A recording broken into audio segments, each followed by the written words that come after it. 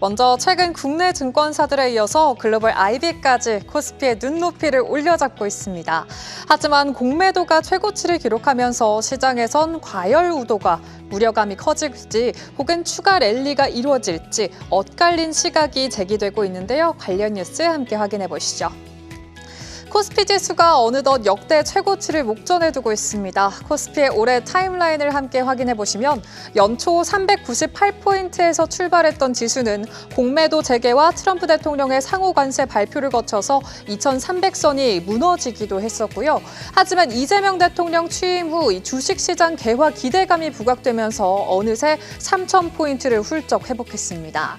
이런 가운데 글로벌 투자은행 JP모간이 2년 내에 코스피가 5000포인트까지 오를 수 있다는 전망을 내놨는데요.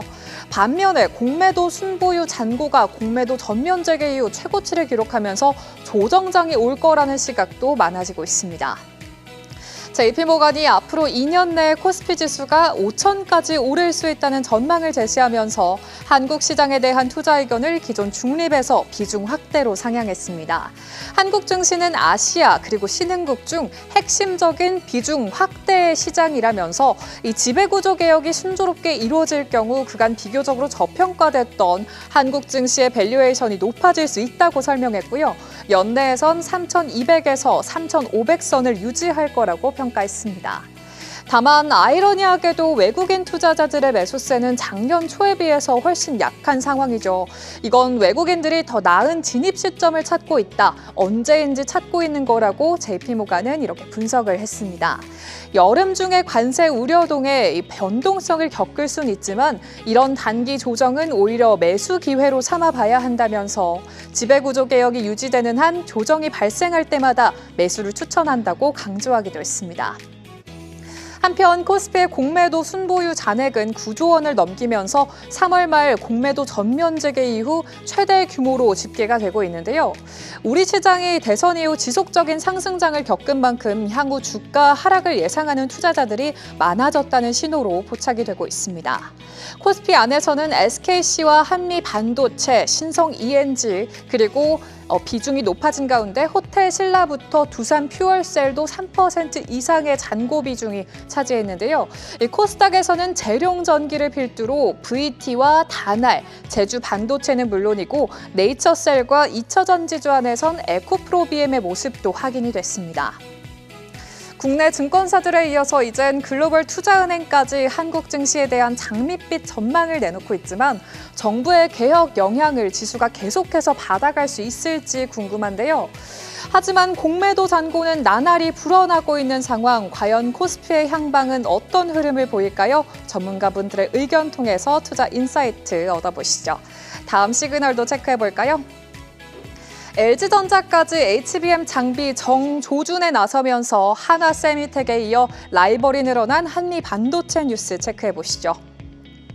이 AI 시대를 맞아서 HBM 시장이 빠르게 성장을 하고 있습니다. 업계에선 그동안 축적한 반도체 패키징 관련 기술을 활용해 AI 붐에 올라타는 기업들이 나날이 늘어나고 있는데요. 한미 반도체가 사실상 독점했던 이 시장에 한화세미텍과 도쿄 일렉트론에 이어서 이제 LG전자까지 참전하면서 경쟁 구도가 한층 복잡해질 전망이 전해졌습니다. 많이들 TC 본더는 들어보셨을 텐데요.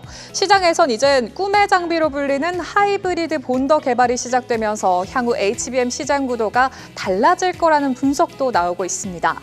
하이브리드 본더는 HBM에 들어가는 D램을 쌓아 올릴 때 하나로 엮어주는 장비로 현재 주력인 열 압착 본더, 즉 칩스 본더보다 업그레이드된 장비로 풀어볼 수가 있겠는데요.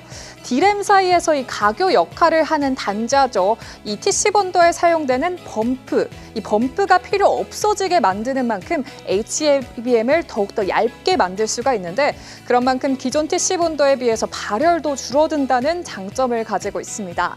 업계에서는 삼성전자가 이 하이브리드 본더를 6세대 HBM인 HBM4에 SK하이닉스는 7세대 제품인 HBM4E에 적용할 것으로 예상하고 있습니다.